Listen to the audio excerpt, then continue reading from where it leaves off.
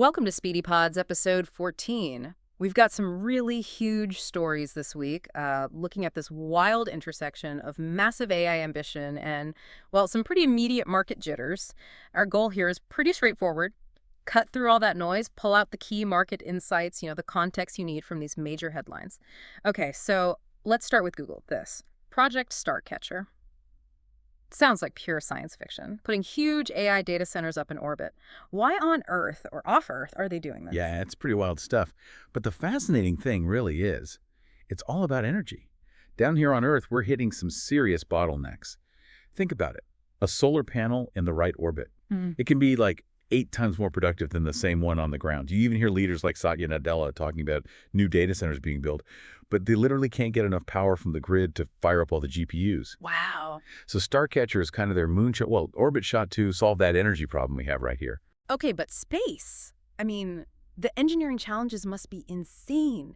They need massive data throughput. You mentioned satellites the size of bus flying super close together. Exactly, just a few hundred meters apart. Yeah. And then there's the hardware itself. They're testing their custom silicon. That's the Trillium TPU, their special AI chip. That's the one.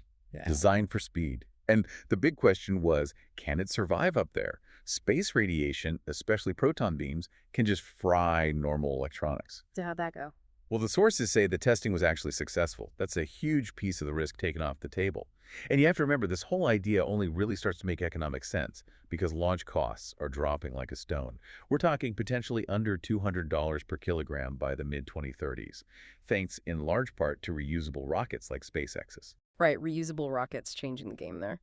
Okay, speaking of absolutely massive bets, let's switch gears to OpenAI. They are just signing these monster infrastructure deals.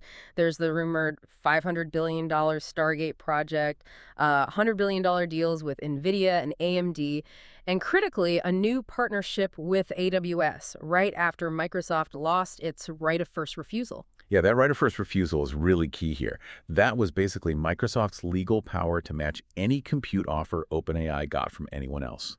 Losing that, it signals OpenAI is seriously diversifying who they get their compute from. They're making deals with competitors like AWS now. Yeah. It shows just how desperate they are, frankly, for those resources. But the numbers, I mean, the reported spending commitment, something like $1.4 trillion over, what, 5 or 6 years? Mind-boggling, isn't it? Yeah. How does that stack up against their revenue? They claimed maybe $20 billion recently. Is this spending actually necessary, or is it just fear, a land grab? Well, it's probably a bit of both, right? Yeah. It feels necessary because compute really is the bottleneck. It's like the new oil.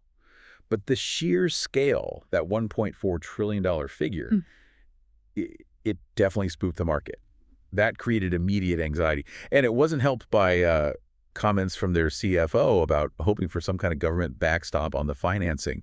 That led to a pretty sharp risk-off correction. Ah, okay. Yeah, you saw key partners, Microsoft, NVIDIA, their stocks dropped 6% to 20% pretty quickly. Okay, so that market shock kind of sets the stage for how other companies are thinking about risk. Let's pivot to corporate AI strategy then. Look at Apple. They're apparently paying Google $1 billion a year for a custom Gemini model to run Apple Intelligence. This is classic Apple, really. It's all about control. The really critical thing here isn't just that they're using Gemini, it's how. Apple runs that model on its own private cloud compute. Ah, okay, not on Google's servers. Exactly. So they pay for Google's AI smarts, but they keep total control over the data, the security, how it's optimized, and crucially, user privacy. They're not sending customer data outside their walls. Right. That makes sense for Apple. Now, let's bring this down from the cloud, down to the everyday economy. Because these big tech bets, they're hitting home. We're seeing this split in consumer spending. Travel seems to be booming. Expedia's stock jumped, 17.5%. Their bookings are growing strong. People want experiences. Yeah, they're prioritizing travel. Yeah.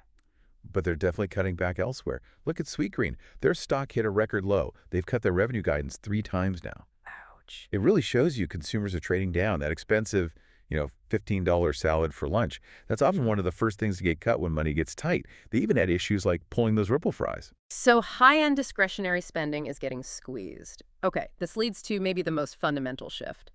AI agents potentially breaking the internet's business model.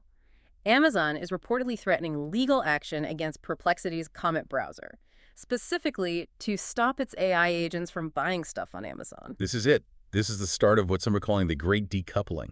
Think about how the internet works now. It's basically built on showing ads to human eyeballs while they browse. Right. Browsing, clipping, seeing ads. Exactly.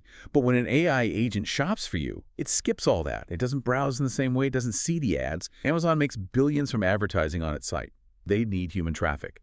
So this legal threat, it's basically the first shot fired in what's going to be a huge battle over who gets access to these platforms and how. Wow. Okay, so let's tie this all together for you listening. We've gone from, the absolutely extreme long-term vision AI data centers literally in space, trillion-dollar spending plans.